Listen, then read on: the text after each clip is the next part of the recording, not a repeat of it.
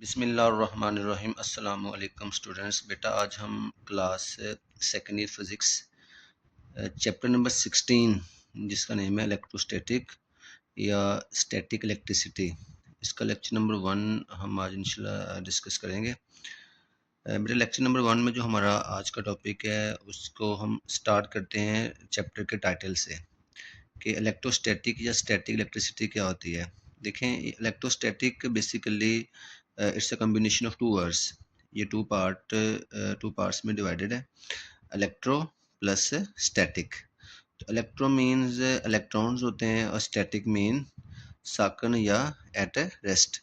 तो इलेक्ट्रोस्टैटिक जो पूरा वर्ड है इसका मतलब बनेगा चार्जेस को रेस्ट में स्टडी करना। ठीक है, तो बेटा इलेक्ट्रोस्टैटिक की डिफाइन हम यहाँ पे देख लेते हैं। Electrostatic is drive from electro means charges, electrons होते हैं ना, इलेक्ट्रॉन्स चार्जेस कैटेगरी में आते हैं, and static means at a rest.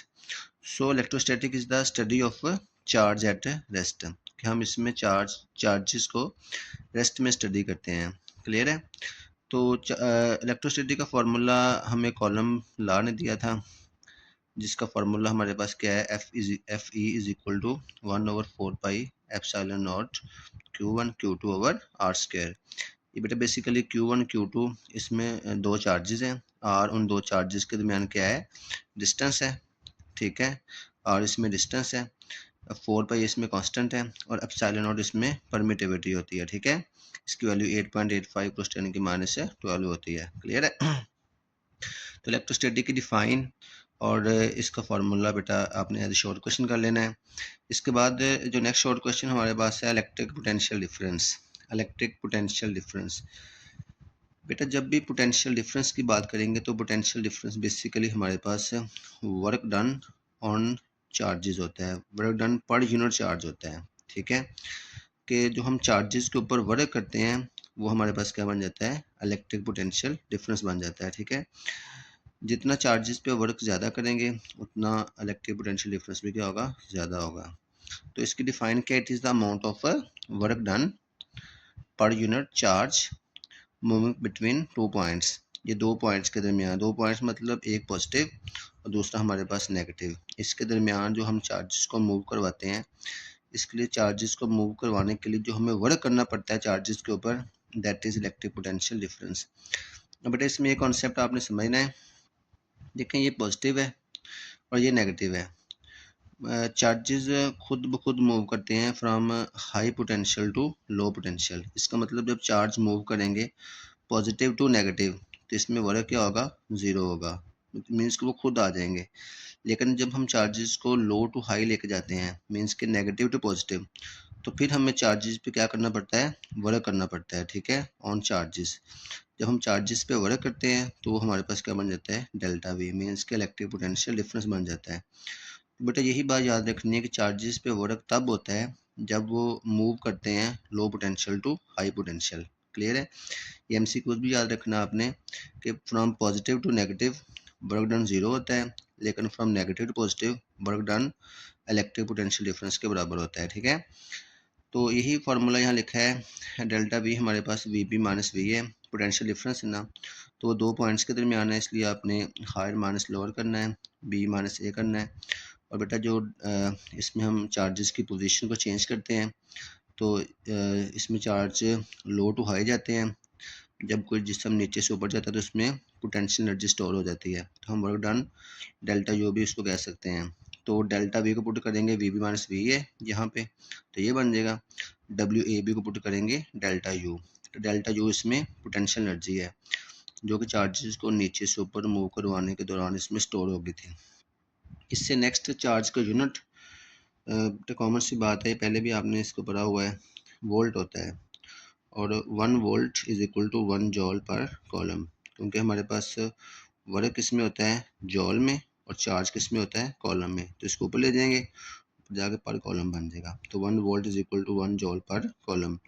Diagram यहाँ पे ड्रॉ की हुई है बेटा, ये हमारे पास दो चार्जेस हैं, ये पॉजिटिव है, ये नेगेटिव है। पॉजिटिव हमारे पास बी है और नेगेटिव हमारे पास ए है।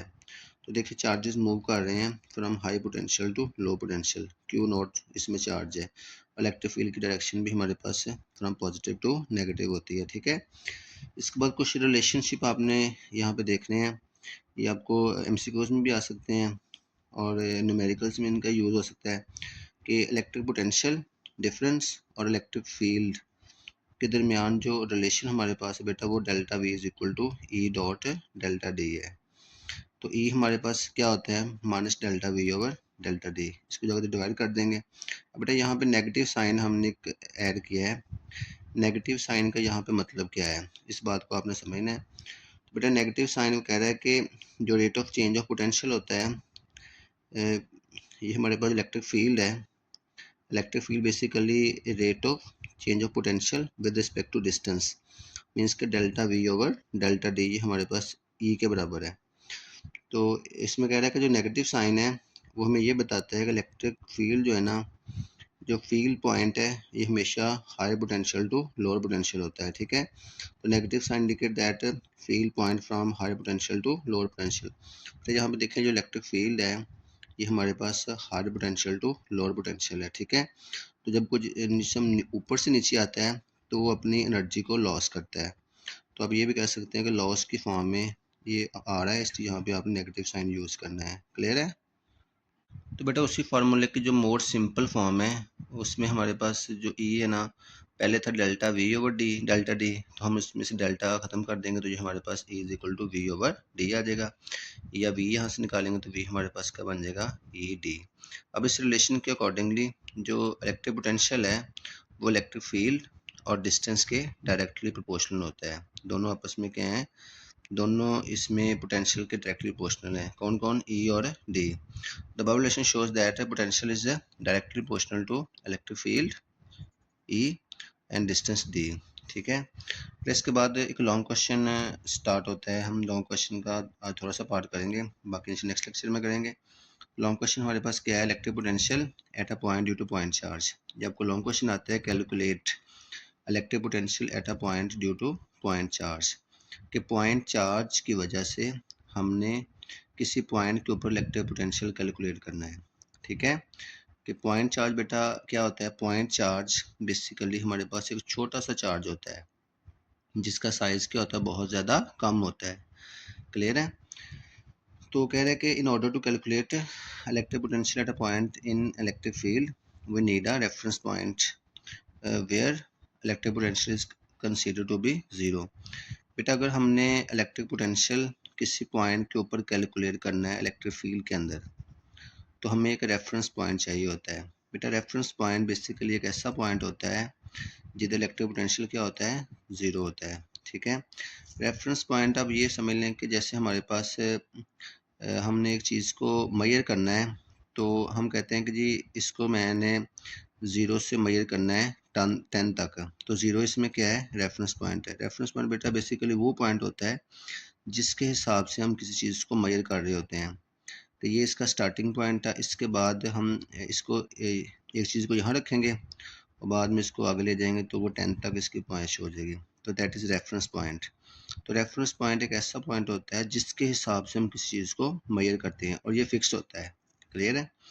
तो हम आम तौर पे इलेक्ट्रिक फील्ड के अंदर जो इन्फिनिटी है, लामहदूद फासले को हम एज ए रेफरेंस पॉइंट मान लेते हैं। ये बेटा एमसीक्यू याद रखना आपने, इलेक्ट्रिक फील्ड के अंदर जो इन्फिनिटी है हम उसको एज ए रेफरेंस पॉइंट मानते हैं, और इन्फिनिटी के ऊपर हमारे पास पोटेंशियल क्या होता है, ज़ीरो होता है, ठीक है।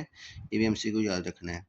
तो अगर हम एक पॉजिटिव चार्ज को क्यू नॉट को इन्फिनिटी से इलेक्ट्रिक फील्ड के पॉइंट तक लाएं, यहाँ पे हमने चार्जेस को रखा हुआ है, तो बेटा वहाँ पे हमें कुछ वर्क करना पड़ता है कि इन्फिनिटी से हमने एक चार्ज को इलेक्ट्रिक फील्ड के पॉइंट तक लेके आना है, तो इस केस में हमें कुछ वर्क करना पड़ेगा, ठीक है।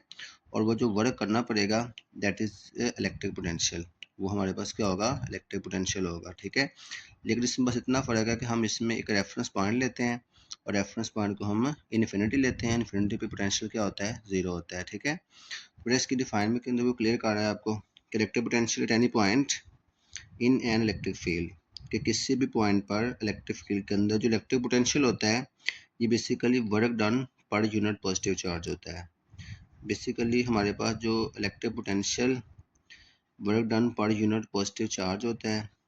लेकिन इसमें कंडीशन क्या है, हम एक चार्ज को in bringing a unit positive charge from infinity to that point.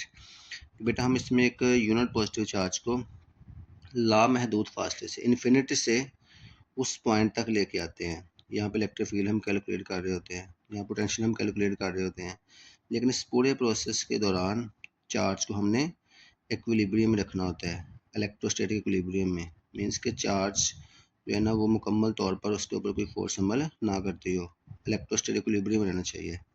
तो इसका फार्मूला हमारे पास क्या, V is equal to W बटा क्यू नॉट। डब्ल्यू इसमें वर्क है, क्यू नॉट इसमें चार्ज है, और V इसमें क्या है, इलेक्ट्रिक पोटेंशियल है। तो बेटा V यहाँ पे इलेक्ट्रिक पोटेंशियल आ गया, W इसमें वर्क डन आ गया, और क्यू नॉट इसमें क्या है, पॉजिटिव टेस्ट चार्ज आ गया।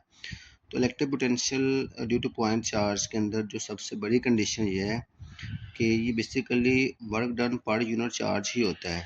लेकिन इसमें कंडीशन ये है कि हम चार्ज को इन्फिनिटी से उस पॉइंट तक लाते हैं और उसको हमने इक्विलिब्रियम के अंदर रख के लेके आना होता है। ठीक है, इक्विलिब्रियम बेटा वो कंडीशन होती है जिसके ऊपर जिस्म पर कोई नेट फोर्स अमल नहीं करती और जिस्म बिल्कुल रेस्ट की हालत में होता है। इसमें चार्ज बिल्कुल एक बैलेंस कंडीशन के अंदर आता है। क्लियर है, अगर ये कंडीशन पूरी नहीं होती तो जिस्म हम नहीं कह सकते कि वो हमारे पास इन्फिनिटी से ऐसे मूव कर रहा है। तो ये बेटा इसकी डिफाइन आप करेंगे, इसका फार्मूला, और इंशाल्लाह इस टॉपिक का जो बी पार्ट है ये हम नेक्स्ट लेक्चर में करेंगे। तो उम्मीद बच्चों आपको समझ आई होगी, इसको अच्छे से नोट कर लें। मिलते हैं नेक्स्ट लेक्चर में। ओके, अल्लाह हाफिज़।